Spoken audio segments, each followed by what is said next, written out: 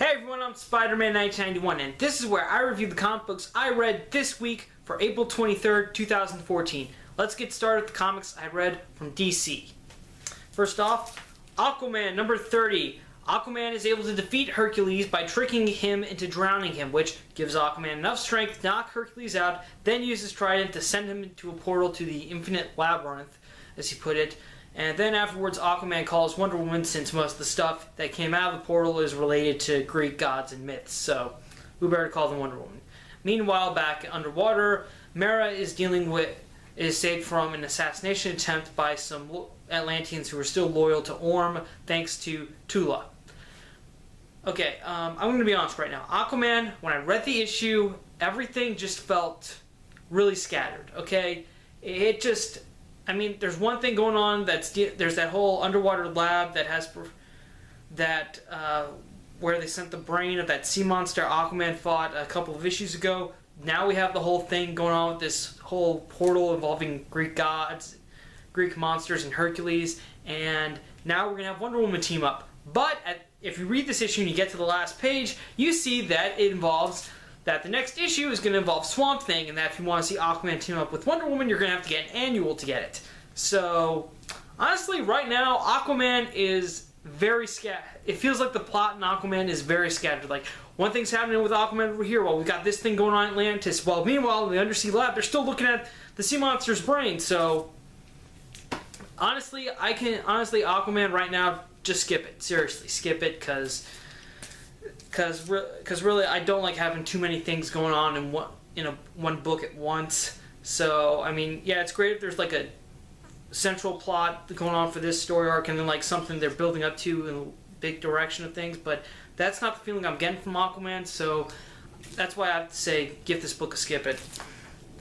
Next up, Flash number 30. What was I gonna... Okay, Flash number 30. This issue was teased as the first appearance of Wally West. Well, actually, I don't remember if they said that for this issue or the next annual, which is coming out next week, but we do get our first look at Wally West in the New 52. And Wally does look completely different. I'm going to be honest, Wally West is completely different from what we used to recognize him. But anyways... this issue is pretty much an aftermath for Forever Evil, which is strange because we're starting to get Forever Evil aftermaths, even though we haven't gotten the final issue of Forever Evil, right? And essentially some of that has been spoiled, well, with the reveal of Grayson number 1. So, but you don't really get that much into what happens at the end of Forever Evil. It's pretty much just everyone in Central City like rebuilding buildings, and in Barry Allen's case, all the members of the Central City police department are like getting psych evaluations to make sure that they're not too traumatized in order to work again, and pretty much when Barry goes in for his psych evaluation, he's like skipping out every few words that his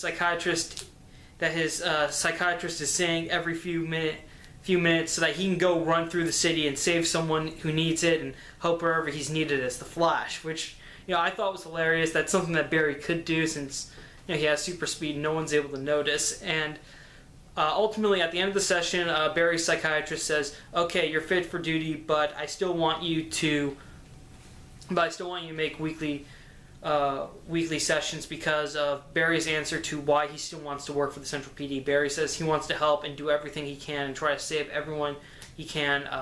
His shrink doesn't think that's healthy to put so much ambition into this, so." That's what happened. And also I want to point out that something interesting happened. Barry Allen is known for always being late, being tardy, and pretty much his girlfriend Patty Spivot gives him a watch at the beginning of this issue. However, at the end of the issue, when it's the end of the day, Barry notices that it's suddenly like 2 minutes off from when Patty set it to be synced up with the clocks at the police department. So I guess that might be a side effect of Barry's powers, maybe, I don't know. But what really ties into the next annual, and this is where we get into the whole Wally West thing, was on the last page where we see Barry Allen, and again, if you don't want to know what's going to happen in the Flash annual, just skip ahead for the rest of this review. But pretty much we see who was in the blue Flash outfit, and and it's 20 years in the future, and it's Barry. He's wearing a blue Flash outfit for some reason, and he says that, and this time he's like has a bunch of newspaper clippings around him, and he says, finally I figured out where it all went wrong, and he says, don't worry, Wally, this time I will save you. And it's a newspaper article that says Wally West died in a car accident. So that's what happened in Flash number 29. Basically, we got the new creative team. Robert Venditti is taking over the writing duties of this. Let's hope. I like his work on Flash a lot better than Green Lantern because I stopped picking that up. But for Flash, I'd say this was a good issue. If you have any intention of getting the Flash Annual number 3, which is coming out next week, I would say you might want to read this first if you can afford the extra $3 this week. But other than that, you don't really get too much. It pretty much just sort of lays the groundwork for the annual. It doesn't really reveal anything big. Just gives us an idea about what Wally's going to look like, and that's basically it. Which is why Flash number 30 I think is a buy if you're going to get the annual, but otherwise you can just otherwise you don't have to get it. Alright, now, Justice League United number 0. They really could have just called this number 1, honestly, because you basically get everything. I don't know why they had to build this as issue 0. This is just basically this is basically like a first issue. Okay, we've got the team kind of getting together. All the team members sort of starting to gather in this issue. We have Dr. Adam Strange, who's at this point just an anthropologist who comes to Animal Man and Stargirl for help because they're apparently making an appearance in Toronto for some reason. And he says his fiancée Alana mysteriously teleported when they were investigating some remains, and the skeleton, when he shows it to them, is apparently of alien origin. So they go and investigate. When they get there, though, they are confronted by aliens. Fortunately, though, Stargirl thought ahead, and she called him back up on her old JLA communicator and was only able to get Martian Manhunter and Green Arrow to help him out. Fortunately, though, they take care of the aliens there. Then they discover a whole ship underneath there, or, well, not really a ship. It's more like a secret base filled with some other aliens who are working on something, and they send some sort of fire hybrid, as they called it, to attack them. And unfortunately, though, it takes out Martian Manhunter because, well, Martians and fire don't mix. And while this is going on, it's revealed where Alana went. Apparently, she's on some alien prison that's on some sort of moon somewhere, and the prison is apparently run by Lobo, and I mean the New 52 Lobo, not the classic Lobo. And also, one of her cellmates is Hawkman. And that's where the issue, and that's pretty much what we get in this issue. Okay, Justice League United, really, this could have been number 1. This really could have been the first issue, and I wouldn't have known the difference, because, I don't know, whenever I think zero issues, I just think that's just something extra you don't really need. But for this one, I feel like you do need to read this if you're going to get Justice League United number 1. It is $4, which is actually the most, which I think is probably right about average. But yeah, so far it just kind of lays the groundwork for how this team is going to form up, like how Adam Strange met Stargirl and Animal Man, and also how Martian Manhunter and Green Arrow joined the team, and eventually sort of how all this is going to tie together, and how eventually we're going to get Hawkman and Supergirl on the team and stuff. So, and also I want to point out, Adam Strange does not have, like I said, Adam Strange does not have doesn't have his jetpack or his ray gun yet, so who knows how that's going to work out. But yeah, overall, this was a great issue. We get introductions to some team members. Also, I did like the whole banter between about how Green Arrow kind of rips on Animal Man and Animal Man rips on Green Arrow. That was kind of fun. But yeah, Justice League United. It's written by Jeff Lemire, and Jeff Lemire has done amazing work so far with Animal Man and Green Arrow. So now he's writing for both of them with a team of other fan favorites such as Martian Manhunter, Hawkman. So overall, I think if you like Jeff Lemire, you should definitely give this Justice League United a shot. I'd say if you love Jeff Lemire's work, Justice League United is definitely a buy. All right, next up, now it's time for Marvel with Daredevil number 2. Daredevil, Deputy Mayor of San Francisco, Charlotte Hastert, I hope I'm saying that right, is sort of has dinner with Matt Murdock and Kristen McDuffie as kind of a thank you for Daredevil helping out in the first issue, and she tells him that also that there's apparently some New York crime boss who's trying to set up shop here in San Francisco, and when she's talking to Matt about it, she's dropping all these words, and Matt for a minute thinks it's Wilson Fisk, but then she says it's actually Leland Owsley, who's the Owl. And of course Matt's like, okay, yeah, I mean, we're there for a minute, but don't worry, the Owl's manageable. I can probably deal with that if he makes a move. But for right now, Matt wants to know who's like the biggest problem currently, who's the confirmed biggest problem, and Deputy Mayor and Hastert says that it's apparently the Shroud, who's one who, like Matt, is blind but has a bunch of different superpowers, and apparently Matt hears the Shroud on the roof of his house. Like, apparently the Shroud is after him, and so Matt goes up to his roof, he fights the Shroud, and then the Shroud says that he's been trying to figure out who this new boss is, and he has 4 men. He kidnapped four of the new boss's employees, and they're currently being tortured by him, and that he'll take Matt to him, and then to whoever the new boss is. So Matt agrees to work with the Shroud. However, when they get there to where Shroud has the informants, Shroud attacks Matt, and Matt figures out that the new boss in San Francisco is actually the Shroud. Or at least that's what Matt thinks it is, because after the deputy mayor leaves the house, Kristen McDuffie, who apparently Matt shared his Avengers files password with, looks up Leland Owls, and when she looks up the owl on the Avengers database, and when she gets there, we don't see what she looked up, but she's shocked. And then we get the whole reveal that the Shroud is actually trying to attack Daredevil. Okay, Daredevil number 2. Very interesting stuff going on here. We've got some new crime boss who's coming into New York, who's coming from from New York to San Francisco. Gotta read up on geography. And the Shroud, and now we have the Shroud introduced, who apparently is a hero from the Marvel Universe. I did recognize the name somewhat. I mean, I have heard of him before, but apparently I looked him up afterwards, and apparently I don't think he's been seen in anything since Shadowlands. So obviously that's going to be playing to something here. But yeah, a lot of good big things going on here. Was the Shroud want with Daredevil? Who knows? But the opening pages of this issue did show that the Shroud apparently was somewhat jealous of Daredevil's fame in San Francisco. So that could be a reason why he attacked him. But maybe he could be, but I really don't think he's going to be the new crime boss in San Francisco, so I doubt that. But it is going to be interesting, and also to see what happens with the Owl. Because if you read Daredevil 1.5, the main villain in that was the Owl's daughter. So same thing. So maybe that the stepping stones of that future could be start to show up here. But yeah, overall, Daredevil, this series is still written by Mark Waid. It's still awesome. I highly recommend it, especially if you want to see a Marvel hero that isn't in New York City. I mean, come on, Daredevil's now in San Francisco, so, and almost every other Marvel hero is in New York City, so, change the scenery. But yeah, overall, definitely something you should really pick up. Daredevil is definitely a buy. Alright, next up, Fantastic Four number 3.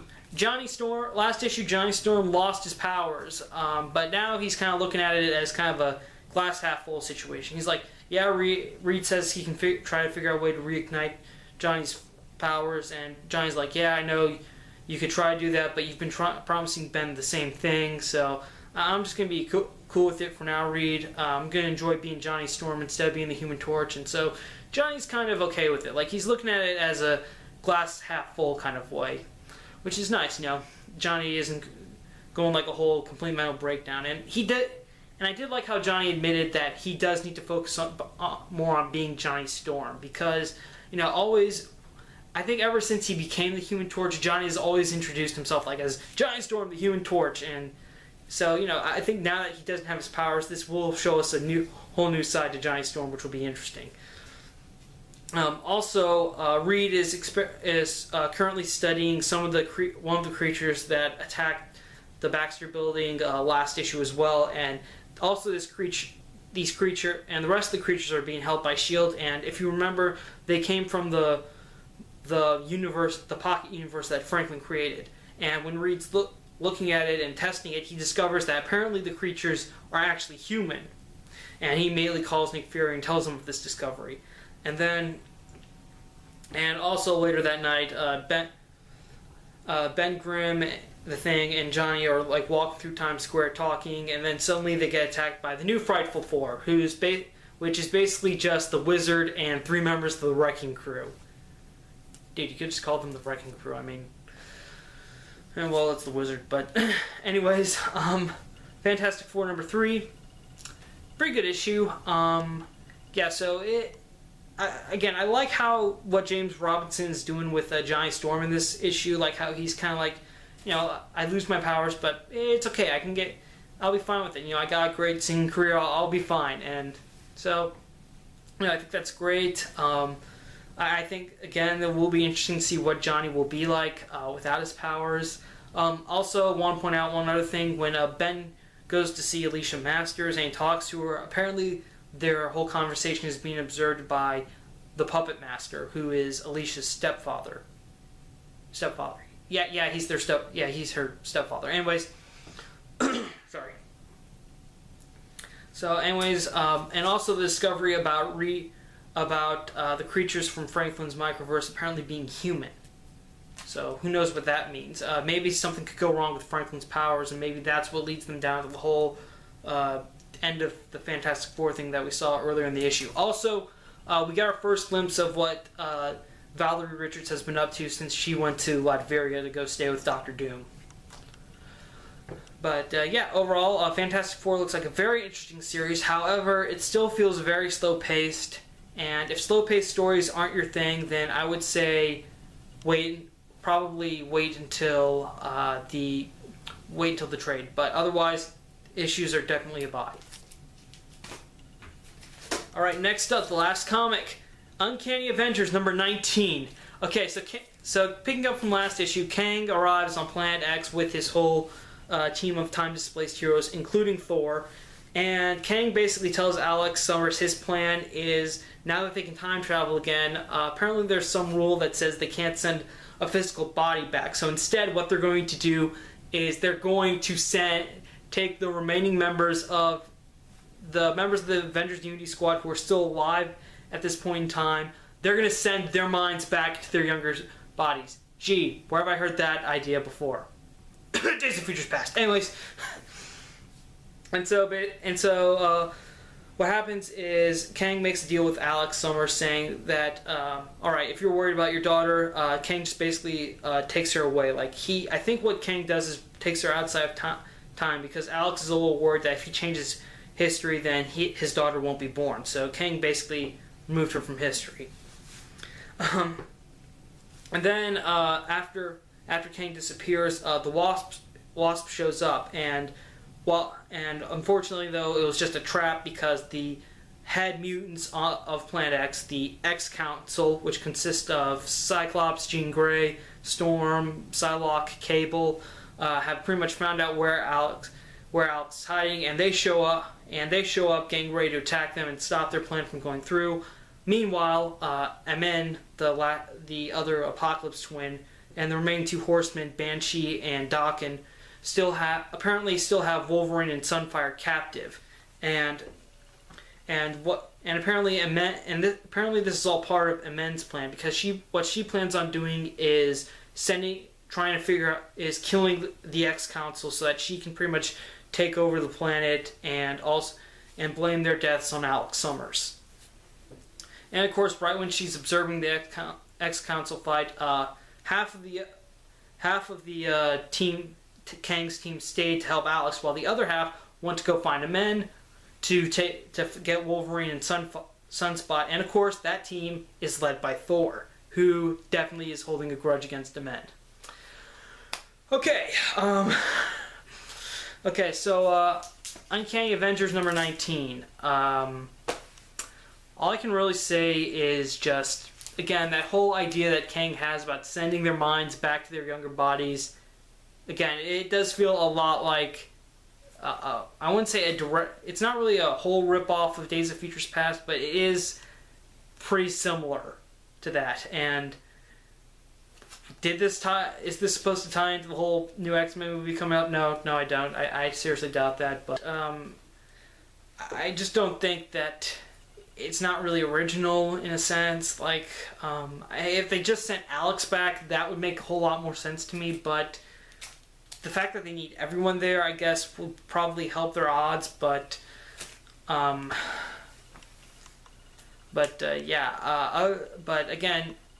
this is something that's been pretty much building since the very beginning of Uncanny Avengers. And while I feel like, and this is like 19 issues. 19 issues, finally something happened like this. So, but fortunately though, I looked it up, and this story arc, this whole Avengers of the Earth story arc, is only supposed to happen for like 3 more issues. Then we're going to get into another story arc. I think that's going to have Kang being a lot more in a centered role.